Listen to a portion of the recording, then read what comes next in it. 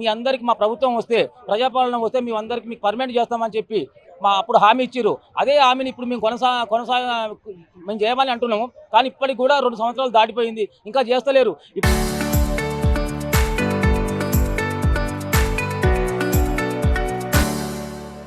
ఇప్పుడు నిత్యావసర వస్తువులు పెరుగుతున్నాయి, ఖర్చులు పెరుగుతున్నాయి, పిల్లలు ఉండరు.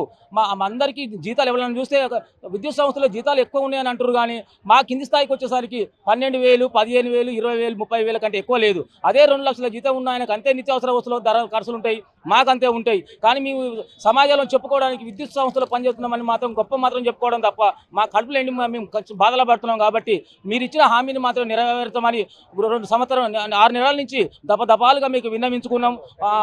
నల్గొండ సర్కిల్ ఆఫీస్ ముందు, డివిజన్ ఆఫీస్ ముందు, హైదరాబాద్ కార్పొరేట్ ఆఫీస్ ముందు ఇప్పుడు మాకు ఏపీఎస్సీబీ సర్వీస్ రూల్స్ వెంటనే అమలు చేస్తే ప్రభుత్వం రెగ్యులర్ ఉద్యోగస్తులకు ఏ అయితే బెనిఫిట్స్ వస్తాయో ఆ బెనిఫిట్స్ మాకు వస్తాయి. కాబట్టి చెయ్యకపోతే ఇదే సమ్మెను యథాతథంగా కొనసాగిస్తాం. మా ఆఖరికి ఇప్పుడు మేము నిత్యం ప్రాణాలతో చెలగాటం ఆడుకుంటాం. అప్పుడు ఎట్లాగో అక్కడ పోతాం. ఇప్పటికి కూడా మా ప్రాణాలు పోయినా పర్లేదు, మేము ఖచ్చితంగా ఈ సమ్మెను కొనసాగిస్తాం. గత 2 రోజులుగా ఆర్టీజీఎన్ కార్మికులు సమ్మె చేస్తూ ఉన్నారు.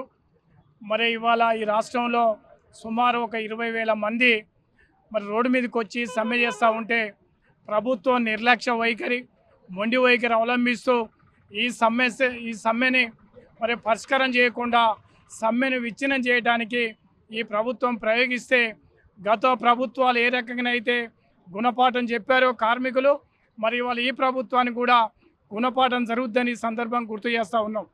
ఎందుకంటే గతంలో అనేక సందర్భాలల్లో ఈ కార్మికులు మరి న్యాయబద్ధంగా ధర్నాలు కానీ అనేక సందర్భాల్లో మెమరాండాలు ఇవ్వడం జరిగింది.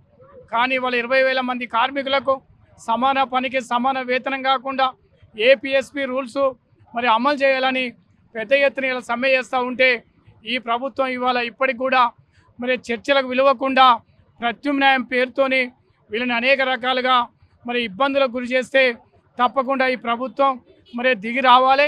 వీళ్ళతోని సమ్మె చేసినటువంటి వాళ్ళతోని జాయింట్ యాక్షన్ వాళ్ళతోని చర్చలు జరిపి సమస్యలు పరిష్కారం చేయాలని ఈ సందర్భంగా ప్రభుత్వానికి సూచన చేస్తూ ఉన్నాం. గతంలో కార్మికులు సమ్మెలు చేసినప్పుడు అనేక రకాలుగా ఇబ్బంది చేసినటువంటి ప్రభుత్వాలు కాలగర్భంలో కలిసిపోయాయి.